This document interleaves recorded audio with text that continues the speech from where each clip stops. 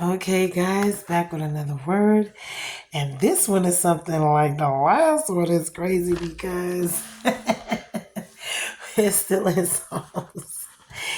And it's talking about the cost of committing sin, which is Psalms 51 1 through 2.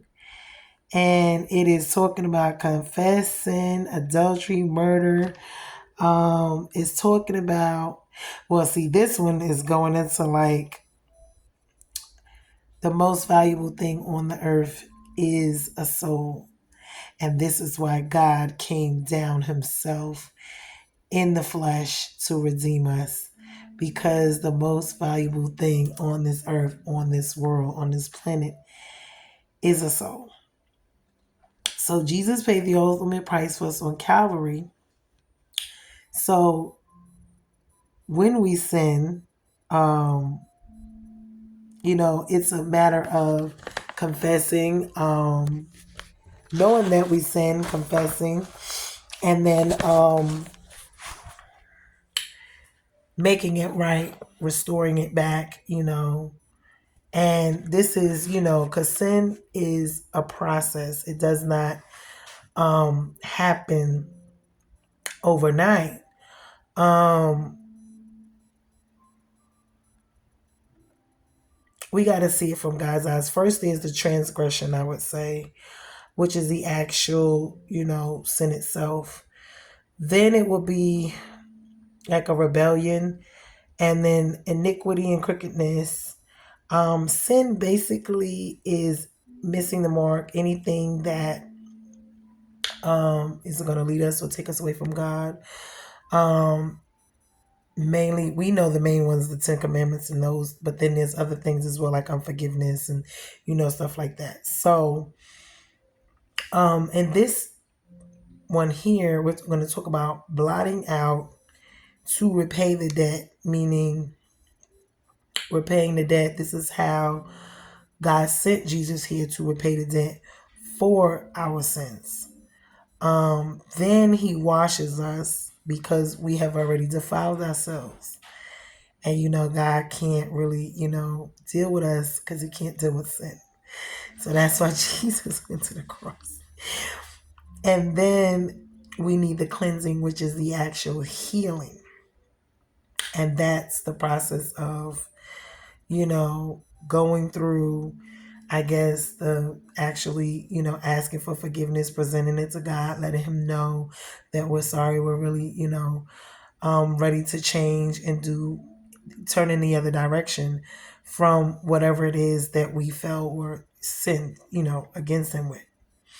So asking for forgiveness and trying to yield, to temptation or to stay out of it. And then counting up how high the cost is, you know, if you sin, when you think about sin before you yield to it, count it up and to see if it's a cost that you can actually afford. Because a lot of times sin costs more than the price that we can pay to get whatever back. Like I was talking about the situation with David and Uriah, and Bathsheba, it's the same way because how much do you have to pay for that one seed you sown, and that's with us anywhere on our jobs, it's a price you pay for yourself, for whoever's around you in your life, or and as well, when it comes to God, because it's something against God that hurts him. So we have to be very careful, and mindful of what we're doing, and just try to think about, well, if you do this, can you, come back for it? And then why would you want to? Because it takes you backwards, in everything, in your walk and everything. They talk about people turning around after they come so far, in the Lord. And then after a while, because that one slip up, you hear people talk about being recovering alcoholics or drug addictions and stuff like that. And you hear them talking about, oh, they want to drink away. Yeah, because every day is a battle. Every day is a fight to stay sober, to stay, on the right track. And, you know, things happen in life. So we have to stay strong. We have to stay prayed up. We have to stay, in fight mode because we don't want to fall back because it is too much. When you go backwards, having to come forward from all the way back in the back, it takes a lot to do that. And then they say the demons come in and they take over, and it's harder to fight to get back. It's just like trust, all of that. Once it's broken, once you lose it, you can get it back, but the cost of it, of trying to get it back, and then who wants it to be back? You want it to be back, but you want it to be better than it was before, usually.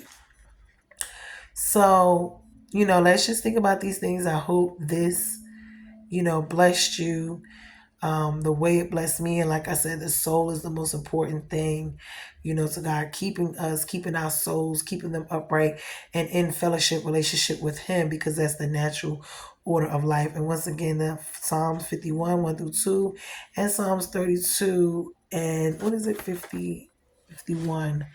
But this is, basically it's still talking about sin. God is talking about sin. I guess the stitches to this bitch is it. The way he is just about sick of it. But anyway, I hope that this message blessed you as well as much as it blessed me. And it's just, a lot to think about. Folks think about quitting, giving up the towel and throwing it in. We got generational curses to break. We got families, the bloodlines to pull through. We got a lot riding on this. And I know it's tiring and frustrating because I myself, but turning back is not an option. We must stand, we must fight, and we must wait on God. Stand still if nothing else. Don't move till He tell you. But going back is not an option. Stand still only for God, and forward is always the motion to go. So I love you guys. Be blessed. This is Bruised and Not Broken, and I hope that this was a word for you guys that is going to help you. All right. Be blessed. Love you guys. Bye.